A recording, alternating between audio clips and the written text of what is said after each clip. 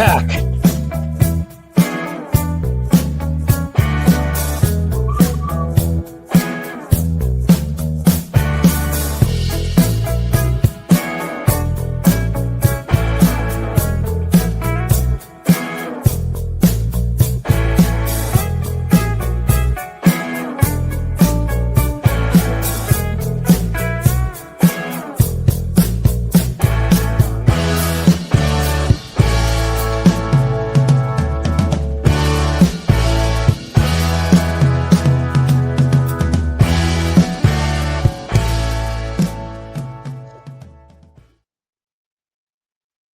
Hey guys, welcome back.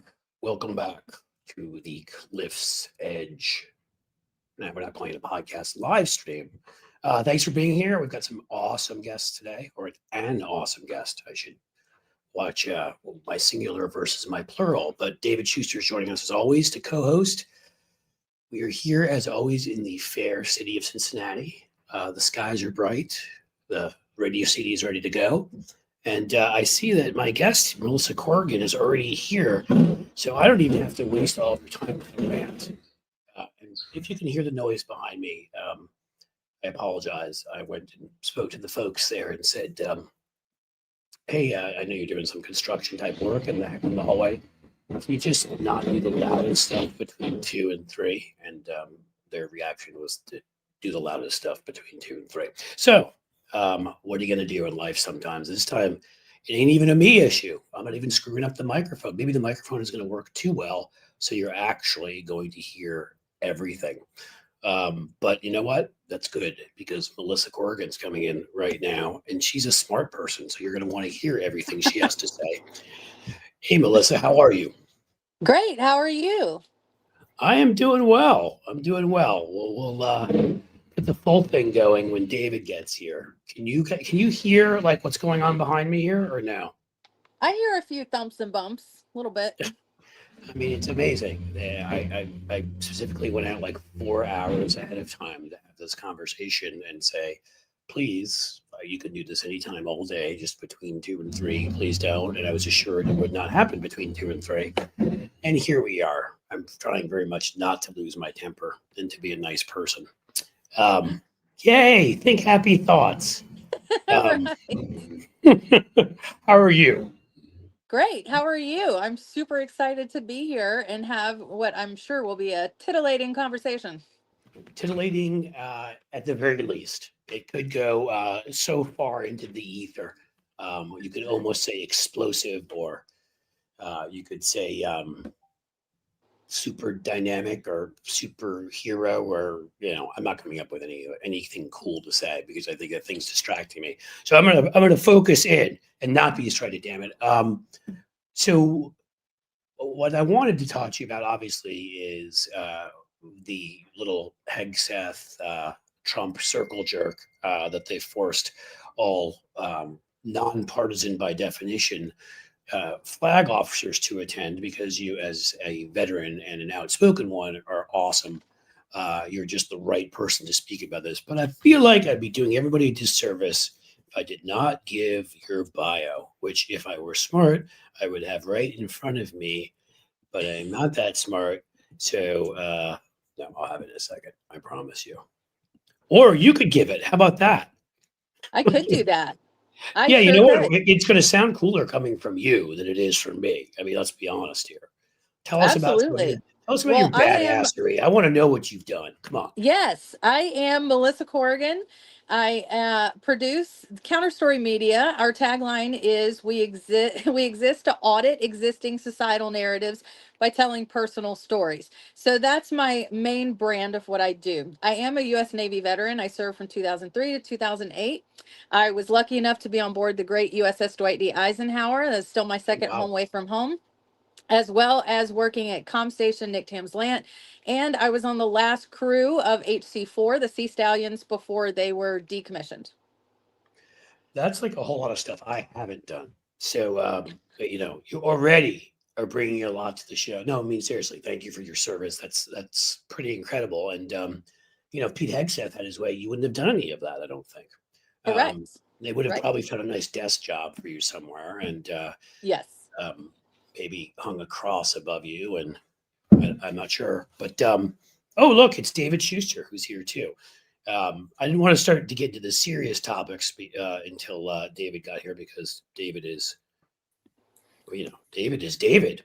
I mean, he's the Emmy winner here. I'm just some schmuck. Hello, Melissa. Hello, David How is are you? David. Nice to meet you. Nice to meet you. You Reading made your stuff. Amazing. It's gonna be fun. Yeah, we're gonna have a good time here. So, okay, David was, Emmy winning. I always say that because it makes him blush. Host at MSNBC, CNN in the past. Now he runs away from corporate media, which I truly respect about him. And Melissa was just telling us her background on the Dwight D. Eisenhower in the Navy. He sailed the 7 seas, I believe, and defended our country and did all sorts of things that Pete Hegseth would probably not have allowed her to do. That's correct. Including think for myself. I'm sorry? Including thinking for myself. That's right. And I don't think vote either, right? He wants the Right. 19th Amendment gone. Mm-hmm. That was one of the bad ones. You know what I mean? Like the Yes. 4th Amendment. That one sucked too. And the First Amendment, but that one, it just depended. It's only it depends on your skin tone as to whether Right. that was a good amendment or not. And the second one, of course, was meant for anybody, including fetuses or feti, maybe, to carry guns. And so we get that all straight. In any case, so Melissa gave us her background in military, also a communicator.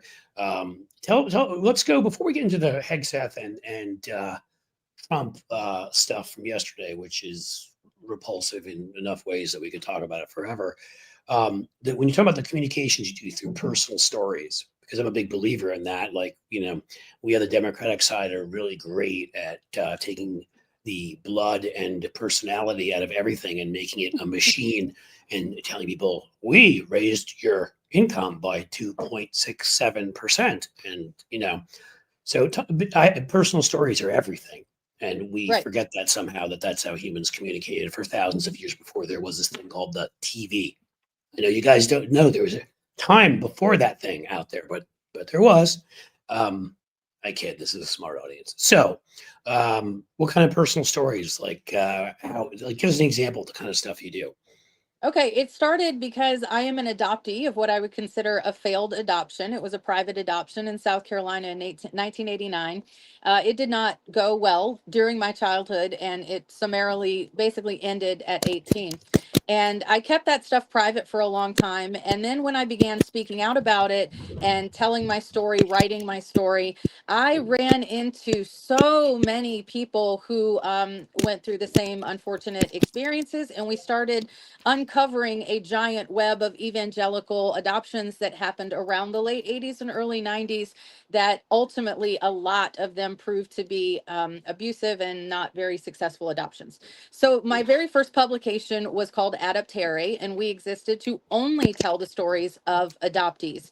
We don't tell the stories of adopters or adoption agencies, only those who have experienced it themselves.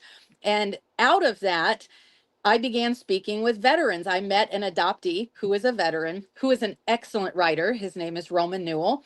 And I began speaking with him about publishing his stuff.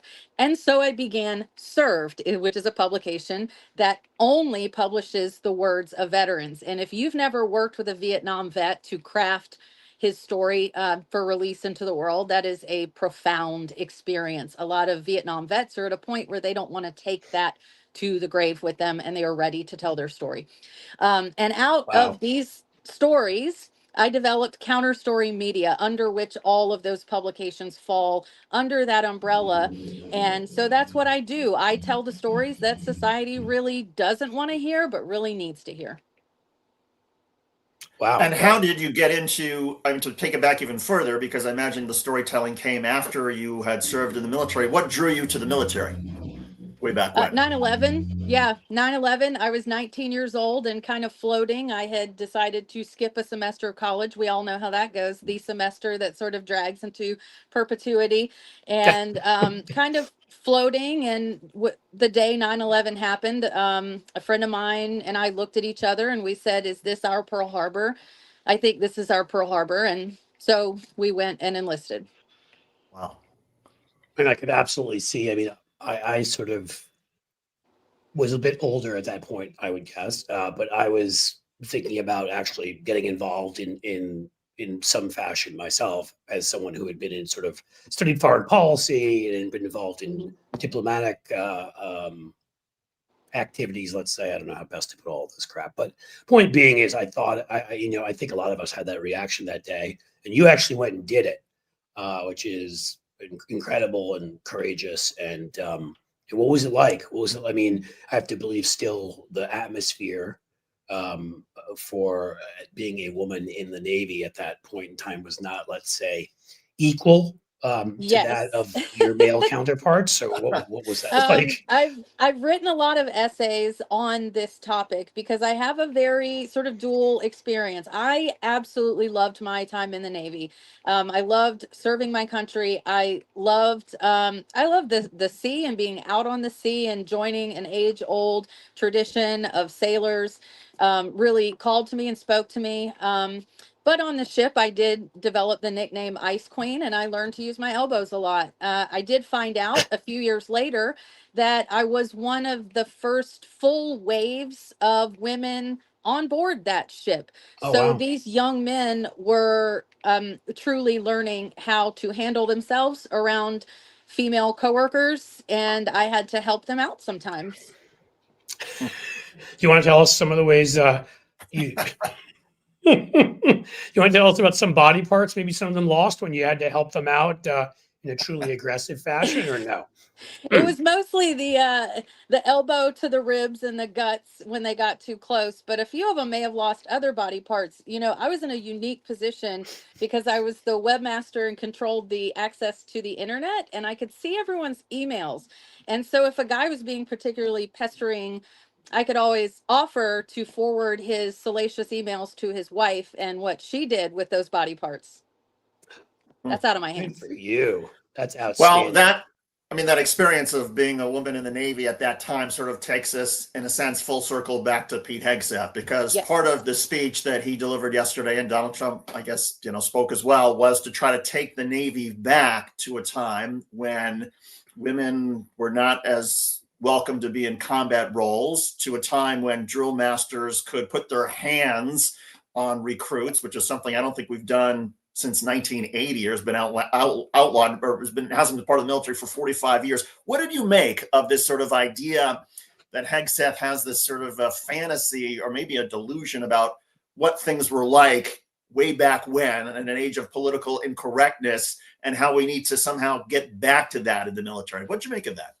Well, it echoes the entire administration's call back to some golden time. I find it truly interesting that for whatever reason, Pete Hegseth, who I think maybe is what I call a Top Gun kid and idolized that particular period, he kept hinging on 1990, and some of the actual directives that have come out uh, point back to 1990 specifically. And if you were alive in 1990, tailhook should mean something to you. Yeah. So Yeah. tailhook was an enormous scandal that involved the sexual abuse and rape of 83 women and 7 men by some United States Navy and Marine Corps aviation officers at a hotel in Las Vegas.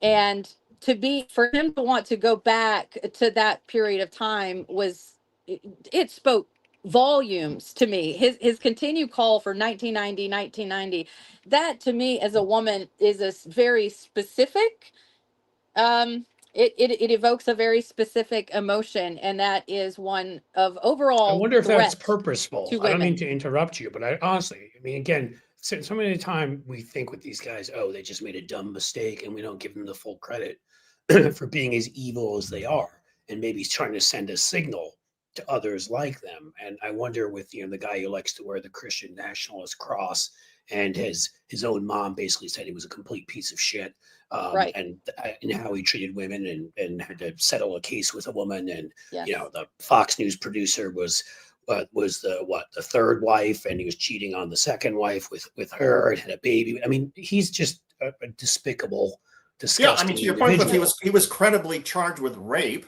and Yes. offered gave a huge financial statement, according to his own lawyer, to sort of keep this sort of quiet. So it does feel like what everything Hegseth is doing now in terms of Pentagon military policy is his own projection that because he did some horrible things, because he was a drunk, because he was perhaps a rapist, he wants to sort of forgive people in the military who are like him. And Right. that Oh, makes he Or sense. doesn't even just promote want them. to, it's not just a sort of, I was up late last night going through some of these directives, and the number one directive that he is pushing out to the military is to call back or crawl back adverse information reports on officers. So you get an adverse information report placed in your record when there are substantiated claims that come from an administrative investigation. That's not hearsay. That is a full-on investigation, and at the end of that investigation, if they find credible evidence of an adverse incident, then that goes in your record, and he wants those gone. He wants a 10-year time limit placed on those. Part of that, I have to wonder, is not his own behavior in his military career. He wants that wiped out of his record. I think it probably has a lot to do with that, right? What's the is there a civilian statute of limitations and some of this stuff too? Maybe he's calculating. He's like, let's say 10 years. I mean, it's again, it gets to a point where these people we're so obviously all chosen because they're horrific people. Besides the fact that they're completely incompetent, and I think that the incompetence is probably something that Trump's searching for too, because then they can't actually, if they were to decide to even stand up against him, they couldn't do it in any kind of a way. But I mean, at some point you're looking at people shooting puppies in the face and people charged credibly with rape and people, who participated in the January 6th insurrection. Allegedly, that would be Kash Patel, who for some reason Merrick Garland never decided to prosecute. Somebody who the Supreme Court did not grant immunity to, and why I still hold that against Merrick Garland. But we'll move on.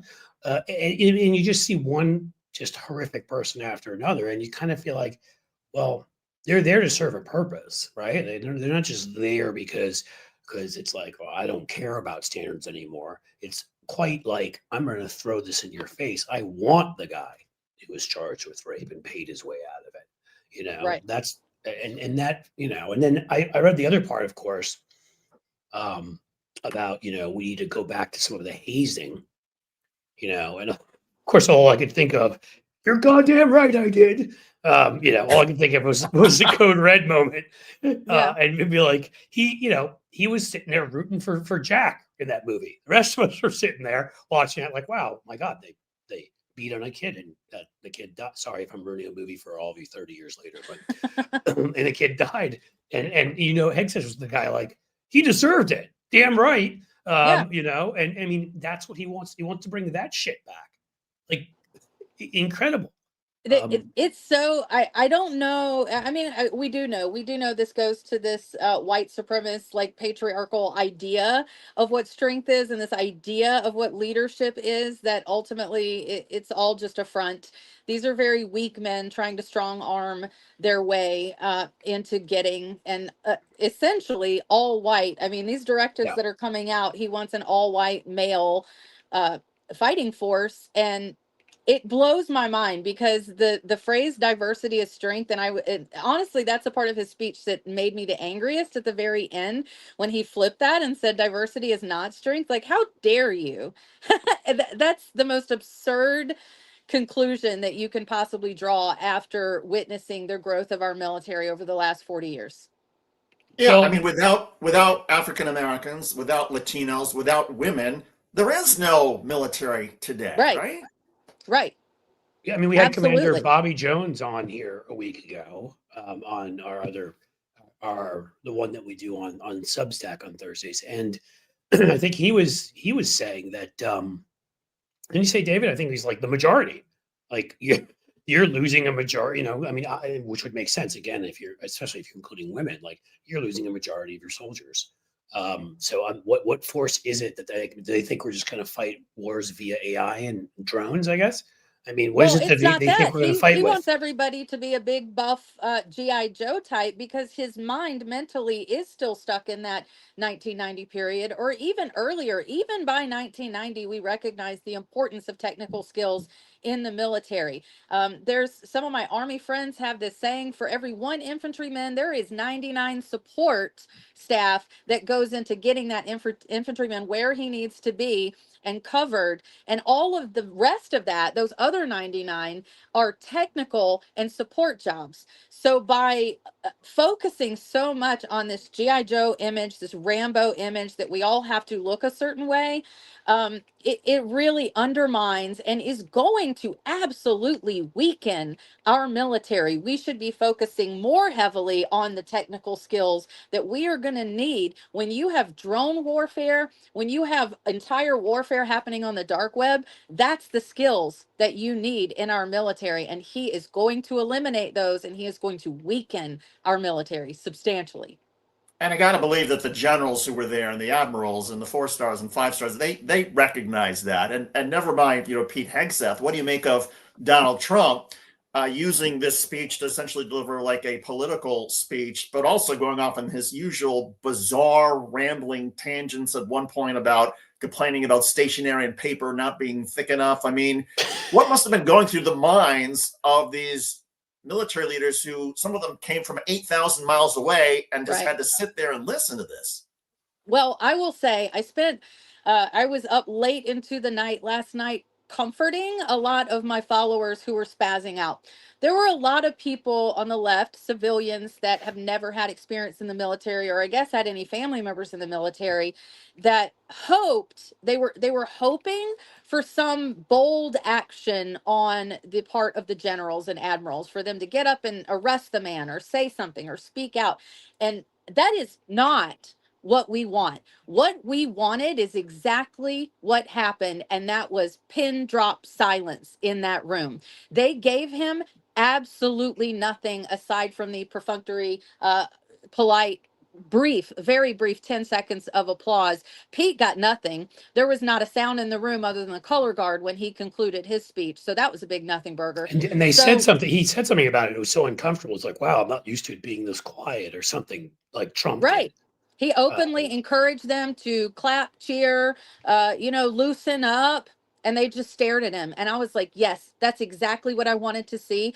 I left, at the end of that, I was comforted because I saw military leaders behaving in exactly the way that they are trained and supposed to behave. They were apolitical, nonpartisan. And I took from that a message from those leaders to the American people that each of us, is here to serve you, each of you, and we don't care what party you're in. Yep. I mean, look, you don't have to agree with every decision various military leaders have made at times to understand the sort of the importance of honor as a concept, which has been lost in a lot of American society. And I would argue there's goods to it, but there's also bads to it. It can be a way, an honor society can lead to violence too. I mean, I don't know. I'd argue there's good and bad, but some of these ones that Trump is going after, quite clearly they're serving. They have this concept of honor, and it's so foreign to him, right? Most of us are probably somewhere in the middle. Aren't where the generals are, but to Trump, to do anything because it's the honorable thing to do anything because it's the right thing to do. The sort of, question to John Kelly about these suckers and losers. Why did they do it? There was nothing in it for them. I think it's probably one of the most honest things Donald Trump has ever actually said. Maybe the only honest thing he's ever said. He can't fathom that anybody would do anything for anybody else. You could see on his face in that room, he was bewildered by the lack of response. He surrounded himself with such an echo chamber of lackeys that applaud everything he does. He called them stupid to their face and said, smart people don't like me. And they laughed and clapped. I mean, it's literally a joke at this point. So for him to be in a room of people that did not concede to him in that way was extraordinarily powerful. I also wonder, not to get too deep into sort of the psychoanalysis of Donald Trump, but the whole setup of him in front of the way the flag was set up was reminiscent of the movie Patton, which apparently Donald Trump loved and thought that, and so maybe he thought of himself as General Patton and was going to be sort of received that way because he had all the trappings of the same sort of stagecraft. I mean, yeah, a draft dodger isn't going to get that same reception. Right. Yeah, he's not the guy that remember that movie, climbs on top of the truck with a handgun to shoot at a plane going by, trying to bomb them. Like George C. Scott, he's the guy that's hiding under the truck, maybe digging another hole to hide under that. Exactly. And that he even, I mean, again, I think you couldn't be more right, David. Like the projection there is just pathetic. And they fall for it. I mean, not And they, then you could not the people in also the room. look at the dichotomy between those two leaders. One is a pure coward and draft dodger, and the other wants our force to be essentially a mercenary force that operates in total lawlessness. He wants to be like a Rambo type. So how the two of them have come together is to come up with this agenda is totally beyond me. I suppose, again, he had to find somebody that ridiculous. I mean, because there's no other I mean, why? Who was making this joke? It was like, he didn't even go for an A-lister on Fox. He went for a B-lister who was like a Yeah. weekend host. Like, come on, Hannity wasn't available. Like, so I mean, it's like when you're reaching into the B list of weekend anchors for Fox and Friends, quite clearly you have a very specific agenda that you're quite sure this individual is going to uphold. Right. And when you have that kind of agenda, when you have a Pete Hegseth, well, let's explain. I mean, is it possible, given the huge layers of bureaucracy that do exist in the military, is it possible that for all of the stuff that Pete Hegseth wants to do in terms of turning back the clock, that when it gets down to sort of the platoon level, that there's enough sort of interference up and down the chain of command that it's hard for Hegseth's sort of vision to become realized at that point? Oh, these all 10 of these directives are going to be run through multiple layers of constitutional attorneys and legal challenges. Absolutely. When there's people right now that look at the National Guard on the street and they're saying to the National Guardsman, this 19-year-old kid from Iowa or something, "Hey, don't you should walk away. You should not follow orders." And it's not quite that simple. That young man cannot typically make that call unless, his officer was to come up to him and tell him to, shoot at a civilian. He could refuse that charge. But what you have is levels and levels and layers. There's about 35 levels between the SecDev all the way down to your lowest infantryman, sailor, Marine, airman. And between those 35 steps, there are a lot of officers who are not going to throw away their career and potentially their freedom over following an unlawful order. So even if it's out of self-preservation for their own career, they're going to stop it before it trickles down. So if you imagine a filtering system where you have a big wire all the way down to a very fine filter, these are going to get filtered down through a lot of levels before they hit the guys on the ground. Right. And I mean, what I noticed along those very lines is he issued a threat. And I didn't see a lot of people cover it in the media when he said, at some point where he was telling them that they were going to be patrolling cities or doing whatever that makes no sense for military to do. Obviously, I guess he'll have them picking up garbage like in DC, because that's a great dignified image for our soldiers. But what he said to them essentially, I'm trying to get the wording correct, but he said, go ahead and if you don't like it, just go ahead and walk out of the room. He's like, your career probably won't do so well though, or something like that. Like he threatened their careers if they don't back him up. Yes. So I mean, he's trying to play that game of, well, you think if you commit an illegal act, you're going to lose your career, but if you don't listen to me, you're going to lose your career. And we're going to have to, if he does that with these, and he already has obviously fired certain military around him, high ranking military. And the sheer amount of women, high ranking women that. I think not only fired, but humiliated, like the Coast Guard commandant being forced to be evicted from her home in a matter of hours. It wasn't enough to just strip her of her position. He had to humiliate her. It never is enough for him, unless he's just he has to do that extra viciousness, the cruelty, it's that is so consistent with him. It makes you wonder. I mean, if we do get to having some kind of truth and reconciliation committee, which I don't believe after this, if there's an after this, as we all hope, that we can move forward without, because then all of these things that he's normalized become ingrained in our culture. And I don't think a democracy can exist. I mean, there needs to be, an accounting of all of this stuff. And I think I would hope then that some of the military folks who did the right thing and lost their careers for it would be able to come back if that's what they would choose to do. But obviously we're a long way from that, sadly. Right. I think we're going to, I told Excuse me. everyone yesterday, it's like a three-pronged stool. Their speeches were two of those. We kind of knew what Pete was going to say. We knew what Trump was going to say. We knew they were going to say things that were outlandish and inflammatory and designed to stoke fear and unrest.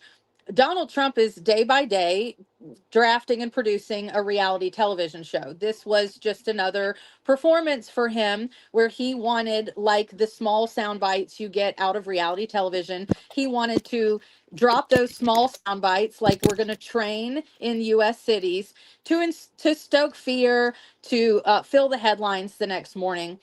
I learned in the military how to kind of ignore men like both of them, to take what they say very lightly and focus on the reality, focus on the paperwork, focus on the facts. And so the third prong of that is what's going to happen, what happened after that.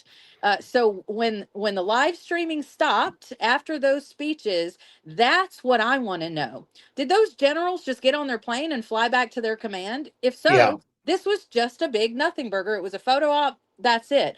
Or were there further conversations with those national leaders where they are being grilled, where they are being even interrogated in terms of loyalty? Until we know what came out of that, I'm just going to assume this is another reality television, psyop essentially. And we're going to see these 10 directives get pushed out. They got pushed out last night, and we're going to see them go through not only the U.S. federal courts, they're going to go through military courts. Yeah. I mean, with all of this, my concern always is what conversations they may be having with a few like-minded among admirals, generals, among any flag officers, right? I believe, we've seen it, right? We've even seen ones again who a lot of people here, including me, wouldn't agree with on everything. John Kelly, who I would disagree with on a whole lot of things, but stood up to Donald Trump, right? I'm not thinking of his name right now, but the former head of the Joint Chiefs, who exposed a number of things. The one that had to talk to China and tell them to calm down. That no, they didn't need to get their nuclear weapons ready. Who am I looking for? Anyone? Milley is who I'm looking for. Milley. And again, he's another one I wouldn't agree with on everything, but Right. these people honorably stood up to Trump. I have to believe there's a few, sadly, who think like Trump and Hegseth, and so therefore that's what my concern is what they're talking about. David and I have, David wrote a terrific piece about essentially what we're doing in Venezuela, which at this point is murder.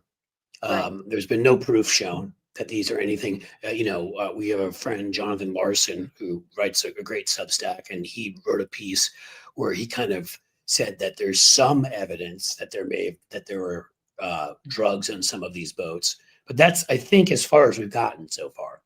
That there's no Right. complete evidence there was on all of them. So, we're killing people in international waters, and Right. it And feels I also saw people wanting to blame the pilot who actually completed that mission. And again, if you haven't been in the military, then it may not be so apparent, but the fighter pilot is not charged with completing that investigation. He is charged to follow that order.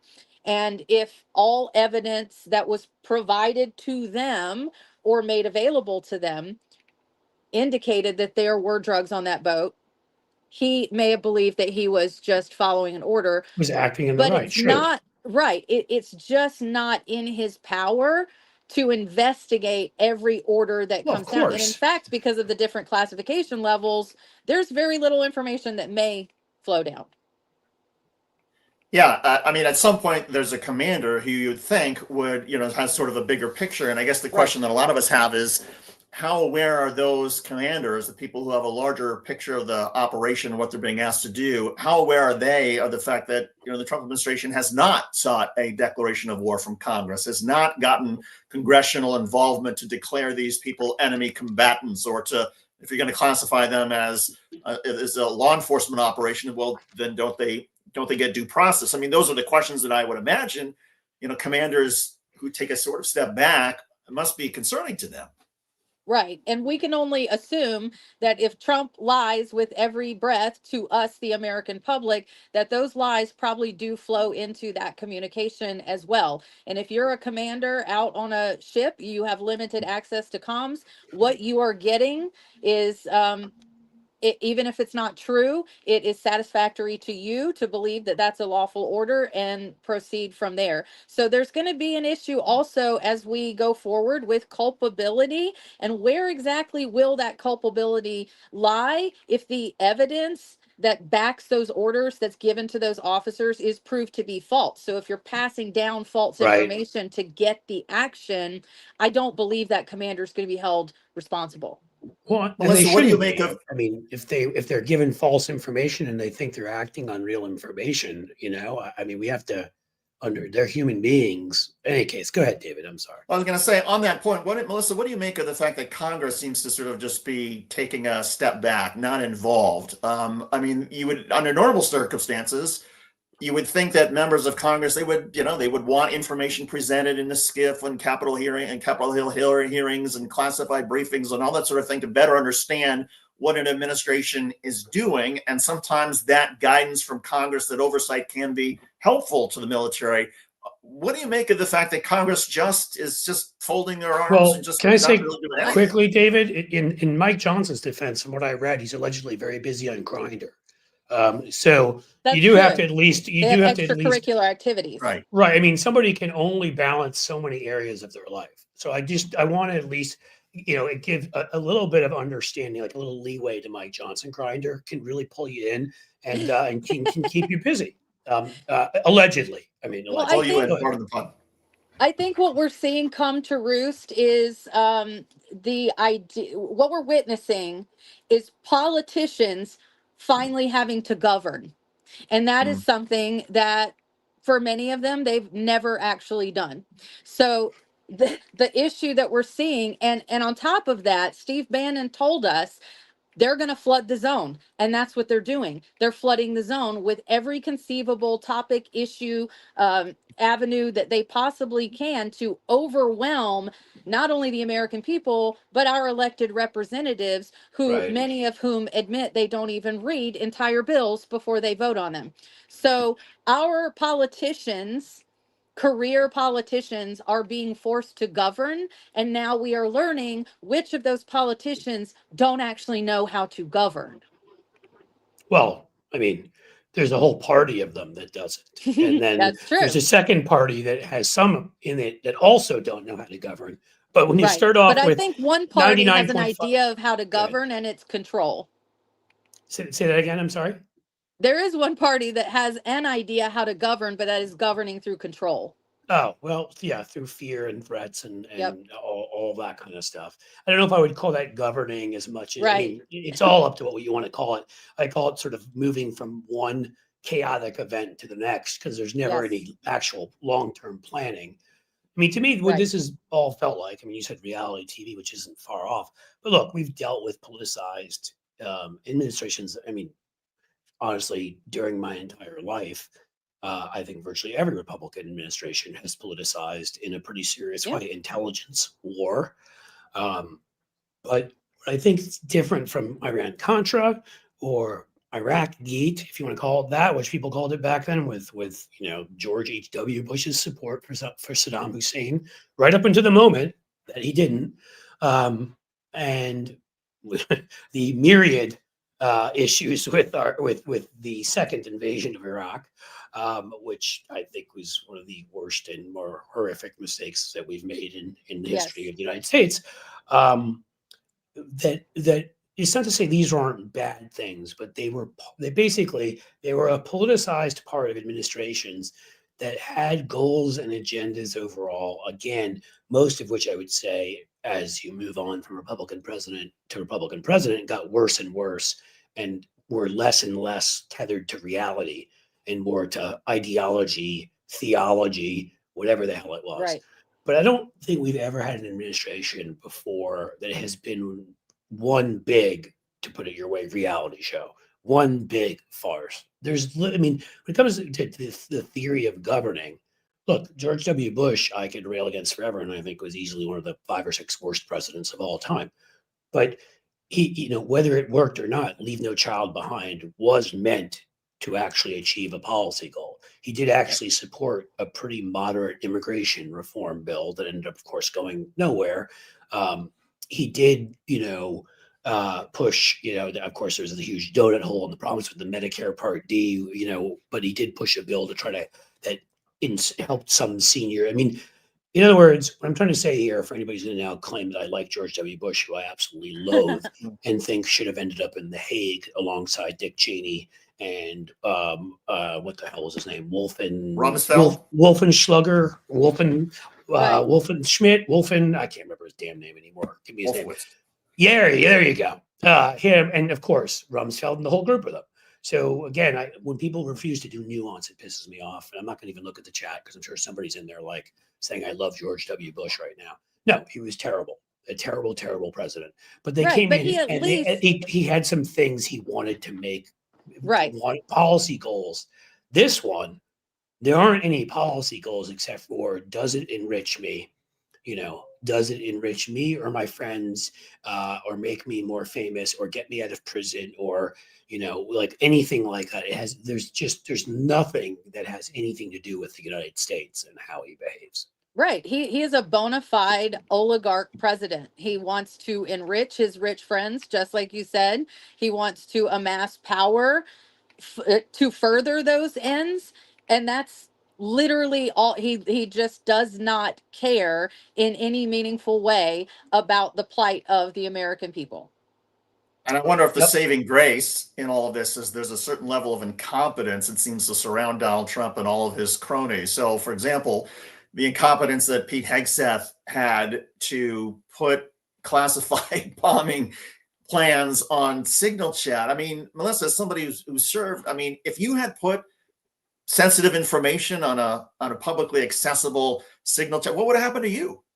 My head almost exploded that day. I had a TS-SCI clearance and I was the crypto tech for the USS Dwight D. Eisenhower. So that meant that I received, cataloged, maintained, and then destroyed when it was used crypto materials for the ship.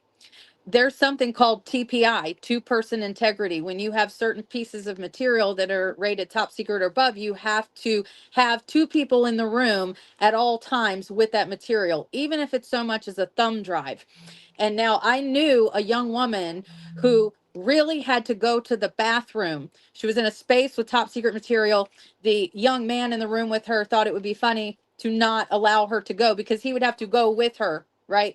He would have to go with her. She put a thumb drive in her pocket and walked about 10 feet down the P-way, went to the bathroom, came back.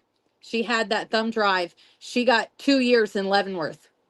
Wow. I mean, the expectations on the enlisted people and what we are expected, the level of integrity we are expected to maintain once we receive a security clearance and we handle classified materials is so head and shoulders above what we see elected officials and even presidents held to task for maintaining those state secrets. So it becomes more and more infuriating by the year as those the gap seems to grow wider in expectations for those on the top and those on the bottom.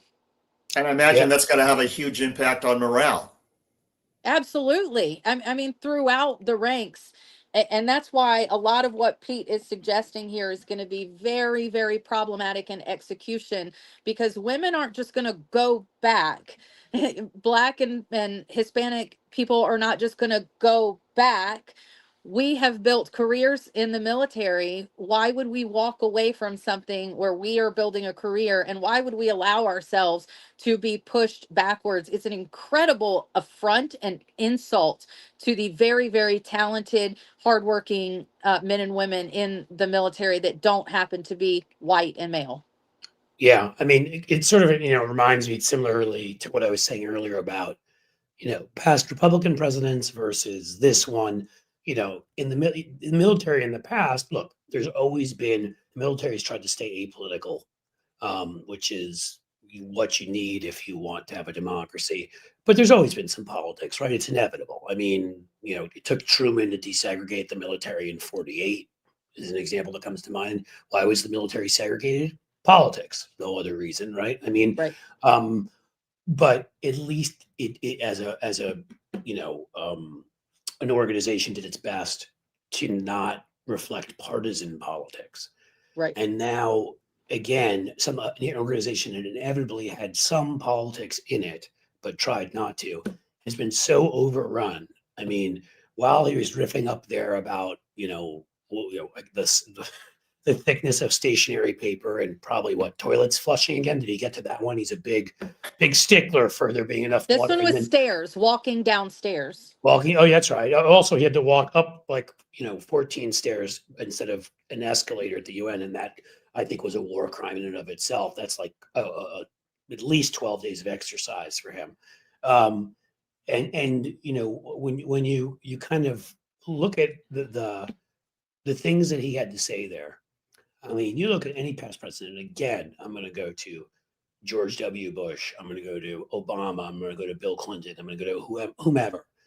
And all of them, there were times where they inappropriately, I mean, certainly mission accomplished with George W. Bush. That was Right. incredibly inappropriate and disgusting when he did that. Not to mention 100% wrong. That was like, Right. oh, yeah, mission accomplished in the war's beginning now. Yeah.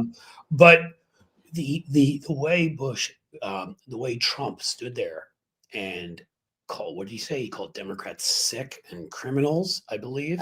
Radical, Radical lunatic, leftist. Yeah, go ahead. radical leftist lunatics over and over and over. Yeah. And then insulted President Obama, insulted President Biden. I don't know if he made it all the way back to Clinton. That's pushing old man's memory there a little bit far. Yeah. But so delegitimized in the eye. Again, I'm not saying the military believed him, but I'm sure there's a couple radicalized folks in there who did. Delegitimized previous presidents and said how they disrespected and hated the military. How Biden stole the election in 2020. I mean, this is the stuff of exactly what you avoid when you want to have a democracy. And so my worry again is that even with this great tradition in the military, there have to be a couple bad apples in there because there are a couple bad apples everywhere. And what signal did they just get from these guys to do? What with Venezuela? Who would need to, maybe that's the question to ask someone like you, which is who would need to be involved if we decide we're going to, because I read in one of the publications that they already have strike plans drawn up, which again, maybe is not unusual. Maybe they have that for any potential enemy way ahead of time as sort of a matter of fact, but they have that done. They've certainly been wagging the dog and, to use too many animal metaphors, poking the bear, so to speak, when they've been bombing these boats in international waters. And if you think about it, and we've talked about David and I in here before, Venezuela literally fits the entire checklist. If you're a completely politicized administration and all you want is to be able to win an election where you're incredibly unpopular, 39% approval rating last I saw, the economy is going into the crapper, which it's going to be. It already is, because he's done essentially everything that anybody who understands any economics would say not to do at the same time. There's the Epstein stuff. There's how much older he's looking and the purple blotches that seem to be finding friends of their own all over his body.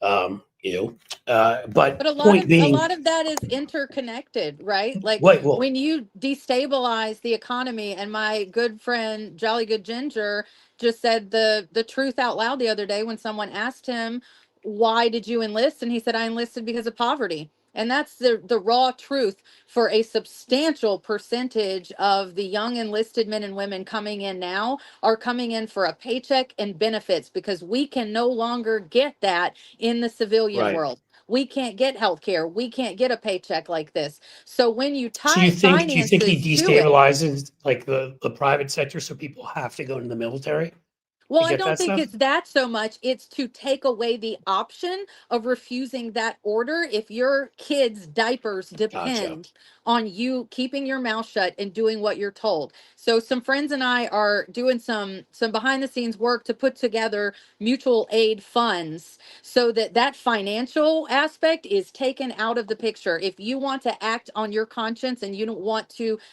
not obey that unlawful order, you will have funds available to you. Hey, before I forget, we thankfully have a Substack that reaches a pretty decent audience. Can you give me that link so that I can share it and encourage folks to give? We don't even have a link for it yet. we Okay. we are Well, we are cranking like 24/7 getting it off the when ground, but you I do, definitely will when you yeah, do. When we I do, can't yeah. think of many more worthy ways to spend your money than that one. So please do when you get that. But yeah, I mean that's yeah. I mean, look, is he owned by Putin? Is he owned by, Erdogan? Is he owned by? I mean, again, certainly we know the close connections. We know he fawns over Putin. We know he needs Putin financially for certain stuff. But I mean, if you're going to draw up a playbook to take a very healthy, robust economy and destroy it, I don't think it would look a lot different than this. Right. You create a massive labor shortage in areas like farming and cattle ranching and construction sites, hotels by going and deporting not the criminals but anybody you can find, except for that guy on the bike yesterday that made them look so stupid, which is one of my favorite things in the I world. love that video. Benny Hill music, I love it. Good job, Ice. So now you've got a labor market that's tightened, right? And these farmers, all these folks, there's no way they're going to be able to hire people at the rates they're going to have to hire them. So Right. they're out of business. And as we know, look, the Great Depression didn't start with the market. It started with a real estate crash in Florida. By the way, Florida causes everything bad in the world. Everybody, as you should know by now. Methed up alligators, Ron DeSantis, you got the but I mean, and a lot of those folks had no money then suddenly because their real estate was worth nothing. They're like, maybe we should take our money out of the market, and hence it begins. And there are obviously the tariffs and Smoot Hawley, whatever. But then you look at him and you're like, okay, so he's screwed the labor market. He's emptied out expertise from our government and fired all sorts of people there who lose their purchasing power, but also emptied out expertise, the kind of expertise at a place like, I don't know, the labor department that might help people that need to find jobs and that kind of stuff. The tariffs have been Trump tariffs. Right. I mean, he may chicken out every time, but it causes such instability that small businesses can't hire. They don't know what to do. And they fall apart. He's also crushed the HB1 visa program. So you don't have Right. now these high skilled workers coming in here for some of the jobs they're needed for. So those companies are relocating to places like Canada. I'm sure there's half a dozen things I've missed, but I'm just But off the isn't top, this that is the off the most top of my head. powerful and effective way to crush any opposition in a capitalist country? Just take their money away. That's it. We literally have no social safety nets. The few that we do have, he's working as quickly as he can to dismantle them. And people who are starving can't fight back. So you're sort of agreeing with me then, because I'm trying to say, like, I don't want to sit here and say I can say 100% it's a conspiracy, but it sure looks like one. If you were going to have a conspiracy to take a very healthy economy and systematically within 6 months to a year just fucking destroy it, it would look Yep. a lot like this. Right. Yeah, that's good. You have anything to say to that, David? Well, and I mean, the other part about it is the other thing you would do is you would take away the people who are reporting accurately about the economy or about anything. And so all the independent reports and surveys, and they just got rid of the hunger survey that the USDA puts out on a regular basis. They've of course messed around with the Bureau of Labor Statistics. I mean, everything that would be sort of the fair arbiter, actual measure of what's happening in our economy and our society, they're getting rid of because they don't want people to know, and they just want people to sort of buy into whatever Donald Trump says. Melissa, a little bit of time we have left. You mentioned the people you're working with. We are working to try to help people who want to make a conscientious decision to get out of the military, whatever it is. Tell us about who the we is. Who are some of these folks? Where are you located? How do people find you? Yes. Oh, yeah. There's a group of us veterans and some civilians that have started a Substack called Banner and Backbone. And what we're doing is reclaiming the idea of patriotism away from that far right faction. And we keep saying we deserve patriotism too. We are patriots too. So we're reframing the idea of what it means to be patriotic in this way that has been redefined really since 9/11. And we're located on Substack. Well, our very own Frederick Pogue is involved with Yes, that. Frederick As and Nick Perot are as the a veteran. founders. Right. So we are, and I have started, and this is again, all of this is just, we're working as fast as we can. But I am starting the 1A collective that's going to be servers that are located outside of the United States that's going to broadcast anyone who wants to write or create content and have that hosted where it can't be disappeared. Jeez. You're only doing a few things, it seems. A Helping few, and I got veterans 6 kids. get out. I mean, I've never. You ever sleep? I was gonna say, I've never heard of somebody doing a collection of so many important things to democracy at the same time. I mean, veterans who don't want to follow unlawful orders, people who want to keep their independent voices out there, taking back Absolutely. patriotism from the wimps on the right who pretend they're patriots. I'm just I always curious. loved. Go ahead. Do any of your kids? Do any of your kids want to join the military? And if they did, what would you tell them? That's right. You got Absolutely. 6 kids too. Absolutely what do you not. say? You're in. My- You just. Do you have more hours in the day than the rest of us?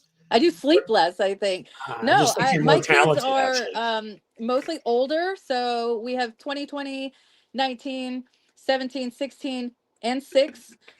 That's another story. But the older ones, my boys absolutely wanted nothing to do with the military. And they are actually in a couple of bands. They're in punk bands and hardcore Yeah. bands, and they make political music. And they are out there in our local scene getting Gen Z involved in that way, reaching them on their level, speaking to them at their level. And 2 of my sons actually just started a design company called J-Sun, and they're creating skateboard gear, skateboard decks, and apparel. And they are also going to have a line of protest signs specifically for Gen Z, like by Awesome. Gen Z, for Gen Z, with messaging that may get some of those kids out into the street. Well, that would be fantastic, and it's really good to hear that they're all involved. Excuse me. It's a shame because I would say, as somebody who knows that we've long been an imperfect nation, but there was a North Star we were trying to get towards, and often we would get there in fits and starts. That if in the past, if my boys had been the types that wanted to go into the military, I'd be worried. I love them. I wouldn't want them to do it for that reason, but would support it. And now again, when I see frankly, what Trump uses the military for, but I'll be quite honest, what George W. Bush used the military for in Iraq, like I would very strongly tell them not to. And it's just sort of a shame that that's where we are, because I don't believe that a commander in chief, will sit there and agonize or a general like Eisenhower did, on June 5th, knowing what he was sending people into, but knowing that for the free world to prevail, that had to happen. I just, I don't believe we have that caliber, as you said, as they're getting further and further away, from being the people that have the honor of anybody in the military. I don't think they appreciate it, respect it, and And so Well, there are yeah, a lot of voices that will blame young people, especially young men, for the violence in society and say video games. Oh, they play these video games like Call of Duty. No, I'm going to have to say that our actual leaders lying to us about weapons of mass destruction and sending us like we were video game characters to go die or to go mess up our mental health to such a degree that we take our own life when we return home. Don't blame video games for the actions of commanders in chief. yeah, I mean, there you go. The PTSD afterwards, the cutting mental health services. I mean, sorry, I played Fortnite with my kids. It doesn't make me any angrier. Right. Looking at Trump makes me angry, but I not actually have to go pick up my kids from the bus stop. So I'm going to say, Melissa, thank you so much for being on. It was a pleasure meeting with you. If you guys Thank want to you. keep going. But great show as always, Cliff and Melissa. Thanks. We'll be following you. I promise. Thanks so All right. much for Thank being you. here as Nice to always, meet you. David. Okay. All right, we can. Yeah, we've got about. I can definitely do about another 5 to 10 minutes. Certainly 5. Yeah, that stuff always gets me angry, right? I mean, we've been. I mean, it just reminds me of the bullshit we go through every time, which now is every day after a mass shooting, and it's just like, oh, the video games, and it's like, yes, Right. right. And They don't two of play. They don't those, play those games in Japan and Canada and the United Kingdom and France and Spain, and I mean, oh, it's the mental health. Nope, we're right. not an Well, outlier in mental health.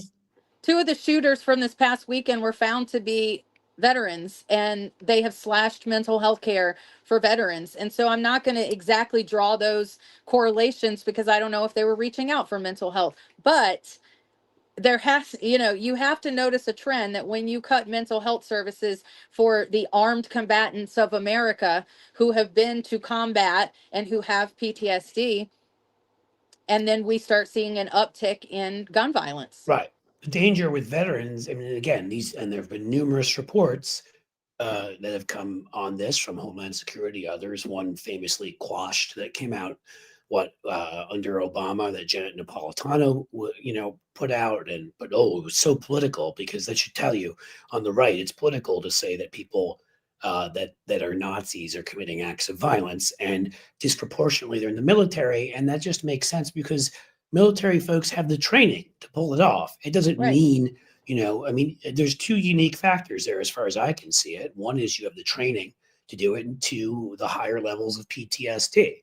It doesn't Right. mean you're saying military are dumber or military are bigger jerks, but if you're suffering already from unique forms of mental illness from your service, unique in that, not unique as you're the only one, but unique as in this group of people versus others who've never been through something like that, and you know how to use weaponry and have easy access to it, well, of course, you're going to be more of a risk than somebody that either doesn't know how to use that or hasn't been through that experience and gotten PTSD. I mean, so they tried to hide behind that this attacks veterans when really it didn't. It was making a point that disproportionately among those Right. and disproportionately among those sadly who were there on January 6th were veterans, because again, the same deal. It doesn't mean anything except for more understanding of how to commit warfare from what they've learned.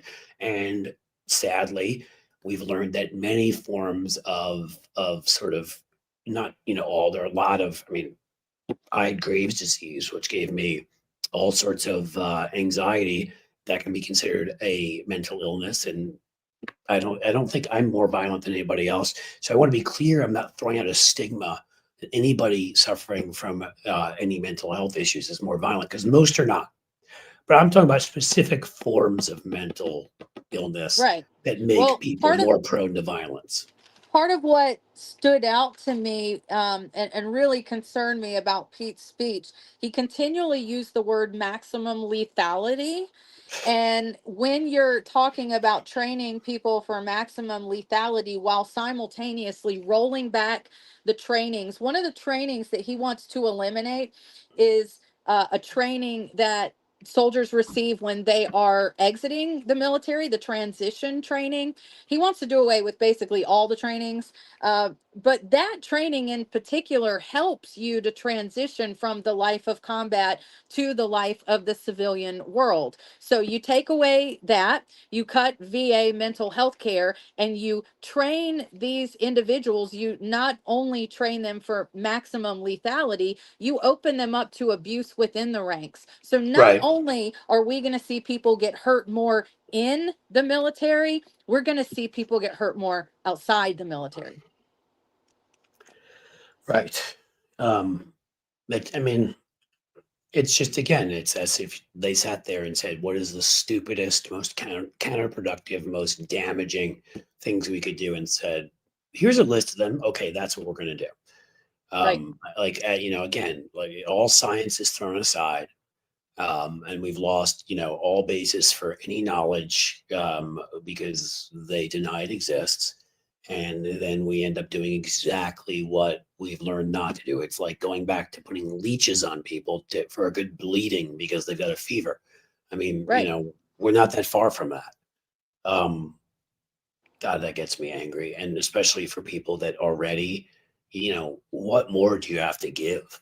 You've gone and you've served your country, and you've gotten PTSD and, and various other forms of mental illness because you put yourself in harm's way for a country you believed in. And now we're going to toss you to the wolves when you get back. Right. I mean, I don't know how to say it anyway. There's nothing more fucking sickening, honestly. Well, there And is something as fucking sickening, which is taking away lunches from school kids and starving them. So that's about tied. But yeah. but And when you factor in the way they're criminalizing homelessness, knowing the staggering percentage of individuals who are homeless that are veterans, it's just another FU to veterans. yes, criminalizing. I mean, I guess that's better than what Brian Kilmeade wanted to do. Who, I guess Right. Kilmeade was a That's perfect true. name for him, wasn't it? That how anyone has it. I mean, a guy advocated for genocide on TV. I mean, Right. But the left actual is class inciting of human violence. beings. He advocated that we kill, and he still has a job on TV. Right. But luckily, Jim Acosta left CNN, and Paul Krugman left the New York Times, and Aunt Karen Ataya left the Washington Post, because they were all really dangerous, not Brian Kilmeade. Mm-hmm. Yeah, the left is inciting violence. Absolutely. Yeah, absolutely. Anything else you want to leave folks with here? So if there are websites, I know you said you don't have you said Banner and Backbone. Banner and Backbone is on Substack, right? Yes. What is do you have a URL, exact URL I can put in here? Banner. I'm I gonna can have to find look it up if you that. don't have it. And I'm not maybe sure Fred about theirs, Hogue, if but he's I watching will right give you now, mine. can come help. Okay, you can give us yours. That's good. Mine is counterstorymedia.substack.com. And another little project I'm doing that harkens back to my love of history and my love of writing. I love Thomas Paine and the idea of the pamphlets that were written, the Federalist Papers and Alexander Hamilton. So I've Stuff. begun my own one-page pamphlet called The New Papers. That's at counterstorymedia.com/TNP for the new papers. And there's a password for the site, White Rose. So you can see the most current copy. And this is something that I literally print out and hand out everywhere. I was just in DC last week and I dropped We off. don't do enough of that, and Right. realize that old school stuff like that, smart, like pamphleteering, even in Yes. this day and age, getting that in front of people. But when it comes to like what I'm going to have to do, because you do too many good things, so that's your fault. We're going to have to just get a list of the various URLs and places that people can find, and also sort of descriptions of what they are. And then we can get that out to people, because otherwise I'm going to screw something up right now. If I try to, I'll put in one and I'll combine two of them and into the wrong thing. And so I would really love it if we could follow up after this and just get me this is all, I mean, I haven't heard you say a thing yet that you're doing where I'm like, oh, okay, well, that's helpful, kind of like every single thing is sort of essential. It is essential what you're doing. And I'm, I am, there's like all these, it always felt like if you were a buff, so to speak, you had to be a Civil War buff. There are all Yeah. those types out there. I'm a revolutionary buff. Like Yeah. I love that stuff. That is to me. So when you're talking my language, you're talking the Federalist Papers. I quote Federalist 10 a lot about factions and the damage, what James Madison knew the damage done to society by factions, Right. i.e., interest groups like the NRA or even political parties, which they knew would devolve into this. They didn't want those, and we should have Right. followed that. But to me, because again, it's not to deify them. A number of them owned slaves. Again, we have to always in history is being able to accept nuance and sort of, look at the times people are in and look at what was progressive, what was not, and try to come Yeah. to overall conclusions. But some of the things that they were saying, like if people would understand that period more and understand the sort of founding DNA of this country, they would get how full of shit this Supreme Court is, the right. I talk about it on here a bunch about the fact that the original capital of the United States was in New York City, and they moved it. And one of the reasons, well, the big reason they moved it is because they had seen in the past, and the reason why we had an emoluments clause that Trump's ignored, and things of that, they'd seen certain kings and queens go into debt with foreign wars and allow themselves to be purchased by foreign countries because to get themselves out of debt, these kinds of things. So they wanted and they'd seen, aristocrats of extraordinary wealth undermine policy of countries. So they purposely wanted to be sure, or as they could be, that the financial capital and the political capital were much further away from each other. And back then, I don't know, car, airplane, internet, New York, and it wasn't just like you got together for a nice lobbyist lunch if one lived in New York and one lived in DC. Right. This was something they did. This is something that is recorded in history. And if you know that, you can't come to a Citizens United conclusion.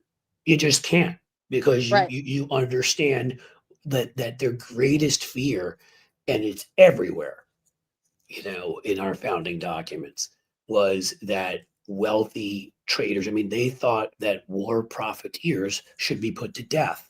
It was right there, and Right. again, My son and I I think were in DC a couple weeks ago, and I've been going to DC since I was a kid, very often. And I remember DC as a kid being full of white, stuffy guys in ill-fitting suits, and they looked sort of like public servants, and something that really, really struck me as a sign of where we're at now is when I was in DC last week, I saw a Rolex store 2 blocks from the Capitol. And I was like, if that doesn't tell you something. yes, that's an example. Like politics has become an enormous money-making business. Uh-oh, we lost your video again. Are you still there, Melissa? Melissa, we lost you. We will give you a minute or two to come back. Oh, you're back to us. I think we got you. I hear something.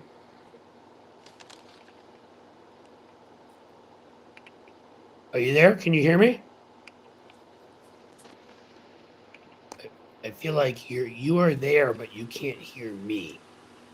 Which, in the meantime, I'll say, where was Robin with that point?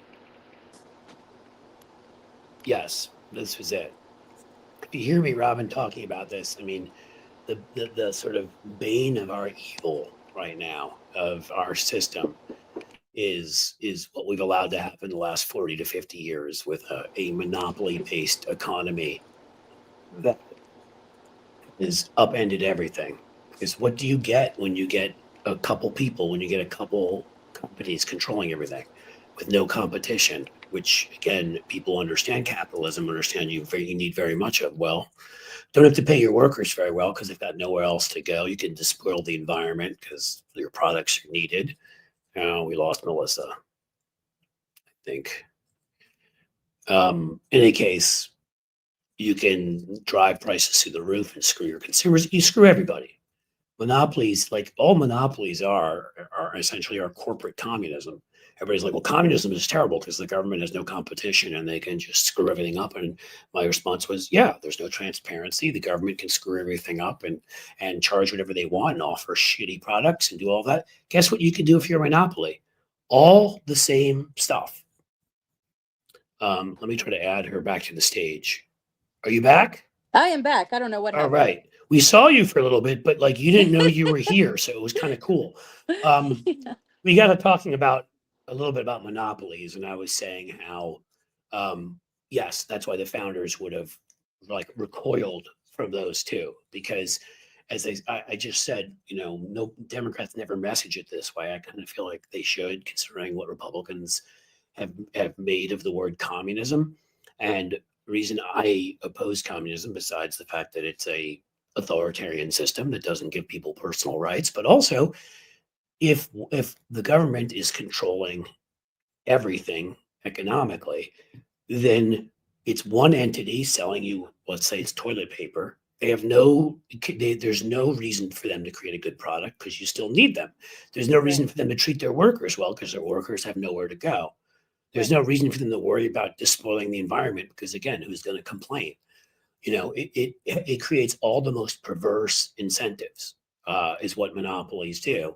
And that would be, as I was saying, a government, and that's communism. But why is it any different if it's 1 to 5 corporations that have the same situation, that essentially have no competition, essentially have no worry about how shittily they treat their workers and their consumers and whatever, and that the founders would have been horrified by this.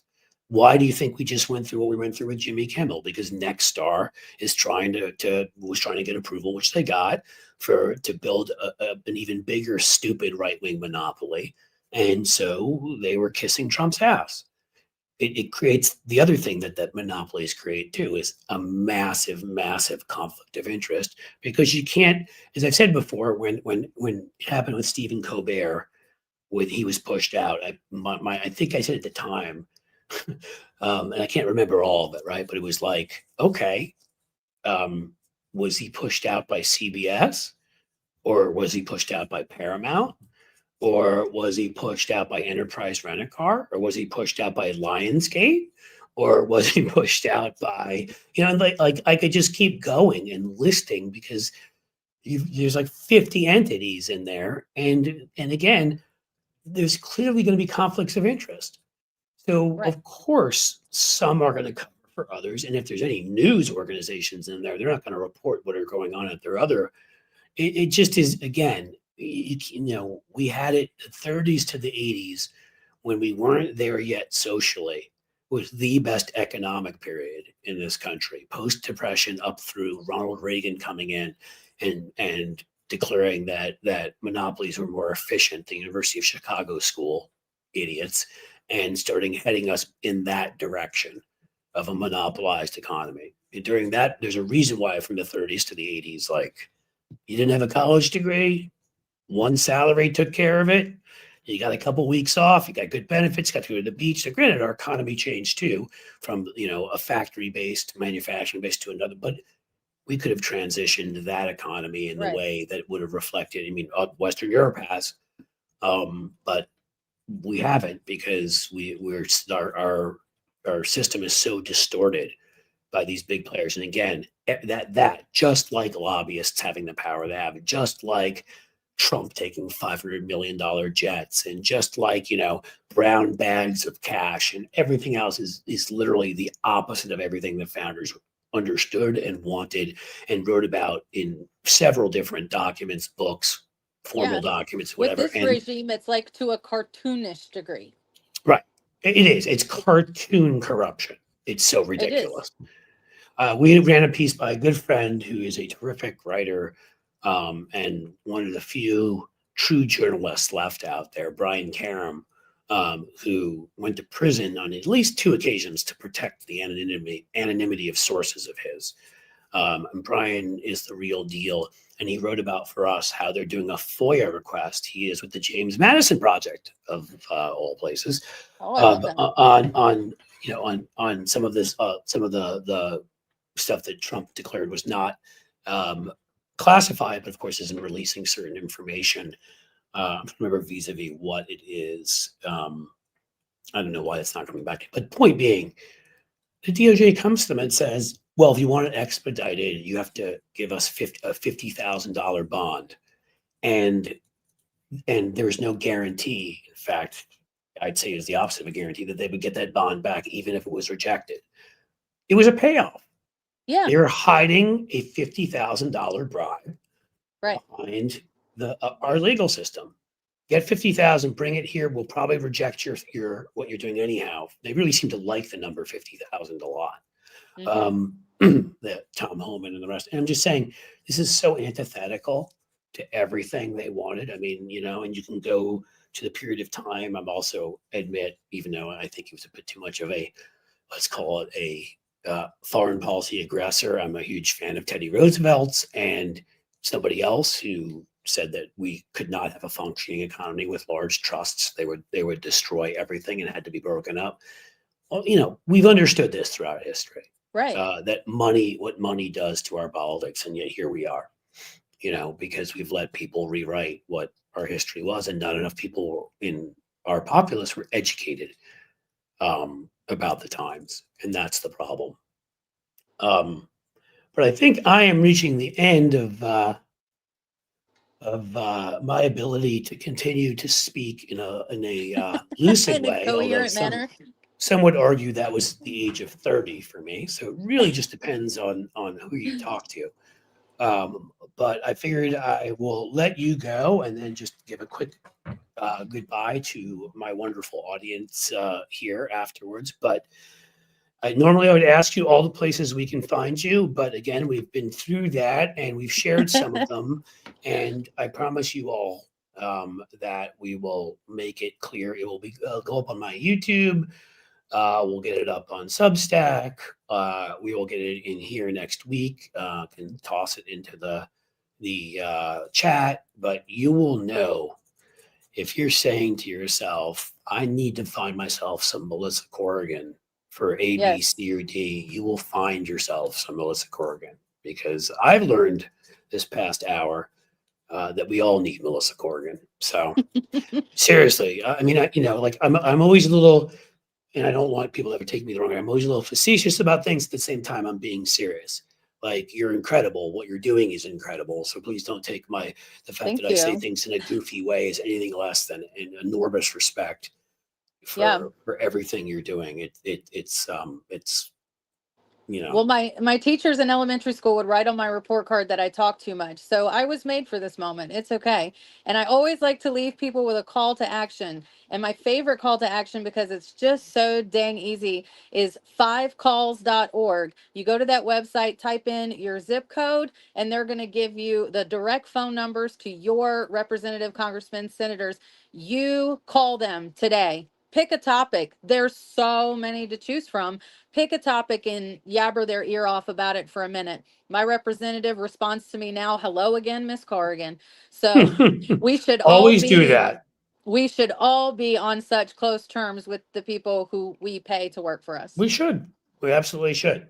I'll say quickly, because I want to argue in favor of the point you made, that I remember get pretty good, overall my grades are pretty good in the up through the 8th grade when they had the E, like the earlier system before we got the A's and the B's, right? Where it was like excellent and very good and whatever. But I used to always get a U in classroom behavior because I was the one sitting in the back that would like throw an eraser at my friend's head and stuff like that. Turns out I have ADHD. Who knew? Yeah. They certainly didn't in the late 70s. I didn't know what the hell that was called. Right. They're like, he seems like an overactive child. But I'm making the argument for those of us who talk too much and misbehave. Perhaps maybe in the future, there's some value to that.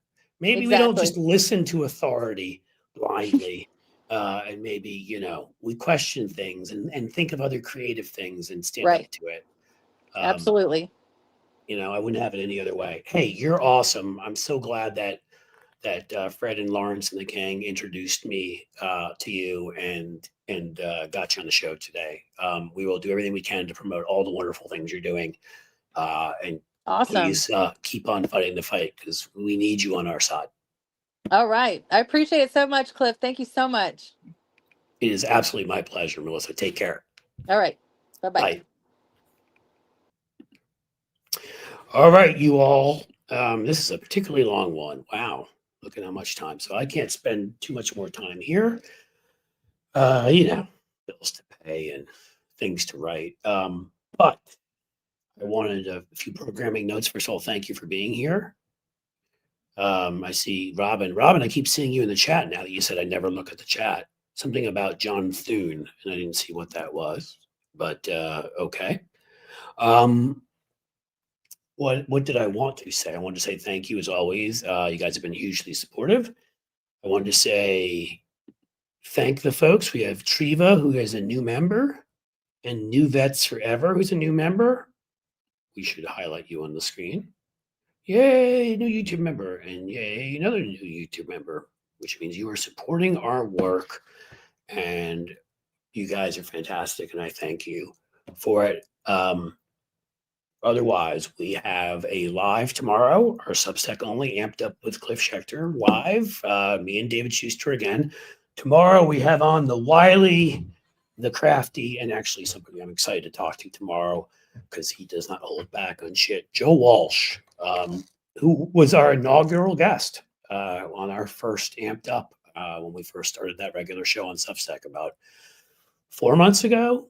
I don't remember, 5 months ago. So Joe Walsh will be joining us because he's obviously a former member of Congress, and we want to hear his thoughts on the shutdown and how ridiculous Republicans are, but how Democrats are doing their usual thing and not putting together any kind of a cohesive message and being on offense about it. And it drives me insane. This stuff is not that difficult. It is not that fucking difficult. You can do it. Just pick the 2 or 3 key message points and fucking hammer them home everywhere on TV, on digital, in press conferences and columns. I don't understand why this is so hard. It is marketing 101.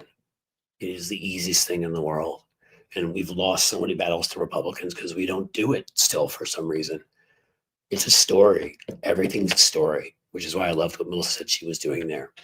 We told stories, I've said this before, around, you know, campfires for 10,000 years before there were internets and things. That's how humans communicated, through stories. That's how comic books came to be. There's a good guy, and there's a bad guy, and the bad guy is hurting you somehow. The good guy is stepping up to help you and solve that problem. And you need to tell people who the good guy is, who the bad guy is, who's hurting you, how they're hurting you, how the good guy is standing up and helping you, and then why you should support them because of that. This is not difficult. If you just throw out like Obamacare subsidies on its own, toss it out, and that's the only thing you're saying, and you're not saying very specifically, here's who created them for you to begin with. Here's who tried to vote against them 4 billion times. Here's who's coming after them again while they're buying more yachts and buying, you know, all the little special extra homes and wonderful couture outfits of theirs, which I'm sure Peter Thiel has many. And here's what they're doing to you to help billionaires while they're taking food out of your children's stomachs, while they're taking your schooling away from your kids, while they're taking away your health care. Tell the whole goddamn story instead of a piece of it, without who's to blame for what's happening and who's trying to help you. This isn't that hard. It drives me insane though. We'll be on to talk about that. Cannabis helps ADHD from Amethyst Pony. It does. Dummies are legal here. Let's just say that. Jim, of course, Republicans can't and won't negotiate in good faith. And that's been true for the better part of 20 years now, with a few exceptions in between. You know, you can tell when they want to negotiate in good faith because when it benefits them, like Joe Biden brilliantly got them to negotiate the infrastructure bill, because I can tell you that story. I live right here in Cincinnati. House Speaker was John Boehner from not too far from Cincinnati. Senate Leader was Mitch McConnell from right across the bridge in northern Kentucky. And there are two bridges that literally were structurally unsound. A big chunk of one of them fell into the fucking Ohio River. So they wanted money from the federal government to fix those bridges, as did others in leadership, and they got it done. He knew it was in their best interest. In that case, you get together with them. But most of the time, they are not there in good faith. They will never be there in good faith. And it's just, at some point, you have to ask yourself, you can't be this stupid. So what game are you playing? So we'll talk more about that tomorrow with Joe. I'm sure he'll curse as much as me, which will be impressive. And now, as you know, before we leave, we have our tradition. I don't want to do my Jerry Maguire and ask who's coming with me, but we need to leave on a positive note. And a positive note says supporting everything that we do here, in bringing you great people like Melissa and bringing you David Schuster, in my being here and doing this, in the platforms we've created and the fights we're fighting. And all I ask of you is that we hit the number 5 in terms of what folks are willing to support us with. We have 2 new members. Otherwise, anyone who is willing to give us a super sticker for 99 cents, a super chat for $1.99, like literally that's what we're talking about. It's a good feeling thing. It's a we're all in this together thing. And there is Sheldon Hughes, as always, with the $2 super chat. Sheldon, you're awesome. Thank you. That is what I'm talking about, guys. Again, this shouldn't be like pulling teeth. I don't want you to give away the money that you need for your family or for anything else. But that's why I say to you, if you've got more, terrific. Mike McAndrews gave us $500 one time in here, and I almost fainted. That doesn't happen most of the time. I think the most anybody else has ever given is 50. And most of the time it's below 10. And there we go. Look at Lefty Gramps. Lefty Gramps is awesome. This has been, and we started late today, sort of, because I don't know why StreamYard has been glitching, but it has been. And this time it is not my fault. All the external things are working here. Sorry I was late. Don't ever be sorry for being late. $4.99 Lefty Gramps, you are the man. And Robin Dopp, who doubted me, thought I never looked into I do have a challenge looking in there, because if there's no guest on, we're great. But I don't want guests to think I'm ignoring them when I'm asking them questions. And I look away. That kind of feels like a dick move. So it's not that I'm not trying to see everything you guys are saying. Maybe we'll add an extra live stream here and there where I just come on if you guys want, and you ask questions. We are going to, for our paid Substackers, and I've told you all before, if you come to this live chat and reach out to me, I would almost guarantee you that I would cut what your paid Substack would be by about 50%. David Schuster and I are going to start doing a Friday question and answer where you can ask us anything. The time Kellyanne Conway threatened me after a debate on TV, David can tell you about his run-ins with people. I had run-ins with all sorts of people you'll love to hear about. We'll share some fun and interesting stuff. It's going to be a Friday feature and only for paid subscribers on Substack. But again, if you're somebody who's here regularly, I will find a way to make it work for you. We will very much discount you getting in. Oh, you're kidding about the chat? Okay, Robin. Well, hey, I wasn't offended. I just wanted to make sure you knew that I do look at the chat. Yeah, this start thing isn't even telling me all of the new stuff. And that's frustrating me, because I saw that we also had somebody else who was kind enough. There we are, Petrazi. I'm trying to click on it. Gave a super sticker for $5. Thank you so much, all of you. There you go. You got us to but I asked for 5 various things. You got us to 6. You have surpassed what I asked for. And now Carl Jacobson comes in with a $10 super sticker. Wow. Thank you so much, Carl. I can't tell you how much I appreciate that. So tomorrow, 2 p.m. Eastern with Joe Walsh on Substack. That's another thing. If you come watch, no matter what, if you're a paid subscriber, you can comment. You can watch either way. And again, if you're the folks like who are here regularly, search me out. I've put my cs@bluemapaction.com email on there before. If you want to become a paid subscriber, but don't want to pay full freight, I think we've got a 20% sale right now, so already, but I will further discount that for all of you. We just need to talk. This is a bizarre, right? We can go back and forth. No, I mean, seriously, I want as many people to be a part of it as can be. So we need to pay the bills, but I want people to be there. Reach out, let me know. You are all amazing. I can't believe I got 9 overall. Did I miss something? Mr. Android, $2.22. 2 angel kisses. Melissa was worth it. There you go. 9, folks. I only asked for 5 different gifts, and you gave me 9. You are outstanding, and I have nothing left intelligent or semi-intelligent to say, and that's assuming I said intelligent things earlier. So I will finish up in my traditional fashion. You guys have been great. Thank you for being here. I hope to see most of you tomorrow. And as the sun sets slowly in the west, I bid you a fond farewell. I think I do, unless it doesn't feel like playing. Let's try again.